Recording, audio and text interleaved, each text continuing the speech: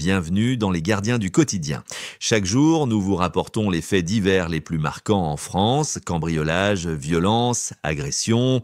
Ce journal, c'est le reflet d'une insécurité bien réelle que vivent de plus en plus de citoyens. Et c'est aussi l'occasion de réfléchir ensemble à ce qui ne tourne plus rond. Une scène de guerre urbaine à Compiègne, dans l'Oise. Dans la nuit de vendredi à samedi, une trentaine d'émeutiers cagoulés ont attaqué à 2 reprises le commissariat de police à coups de tirs de mortier. Objectif, intimider, marquer le territoire, envoyer un message clair, ici, c'est nous qui faisons la loi. Peu après, un tabac situé à quelques rues de là est pris d'assaut. Le rideau métallique arraché, la vitrine fracturée. Les images de vidéosurveillance parlent d'elles-mêmes. Une vingtaine de silhouettes, rapides, organisées, vident les lieux. 40 000 € de pertes. Et une question qui reste en suspens, comment protéger les commerçants face à cette montée de la violence ? À Sensey, dans le 12, un tout autre type de délinquant sévissait depuis plusieurs semaines, un pilleur de lieux de culte.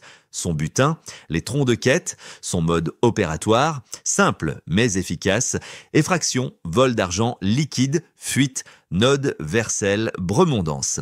Les églises rurales étaient devenues ses cibles régulières. C'est finalement une plaque d'immatriculation repérée par une caméra qui a permis de remonter jusqu'à lui. Déjà condamné à 4 reprises, il comparaîtra en décembre à Besançon.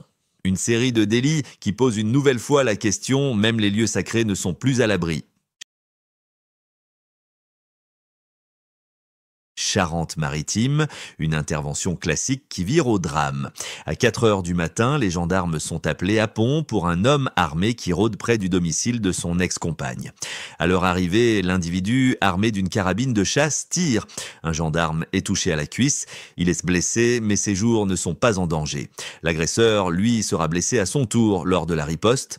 Encore une fois, c'est un conflit conjugal qui dégénère et les forces de l'ordre en paient le prix. Le 5 juillet, à Balma, près de Toulouse, une femme de 71 ans a vécu l'enfer dans sa propre maison. Séquestrée et violée pendant 6 heures par un homme de 42 ans, déjà condamné à plusieurs reprises pour des faits similaires. Vincent G, serial violeur, s'est introduit chez elle après avoir escaladé la façade. Armé et cagoulé, il a imposé à sa victime une nuit de terreur. Condamné en 2009 à 14 ans de prison, il avait pourtant bénéficié d'une libération anticipée et d'un suivi judiciaire manifestement insuffisant. Pourquoi cet homme était-il libre ? Pourquoi le système n'a-t-il pas su anticiper ce drame ? Les experts l'avaient pourtant jugé dangereux dès 2006. Une attaque contre un commissariat, un gendarme blessé, des églises pillées, une femme violée chez elle. Ce ne sont pas des faits divers, ce sont les symptômes d'une société qui vacille.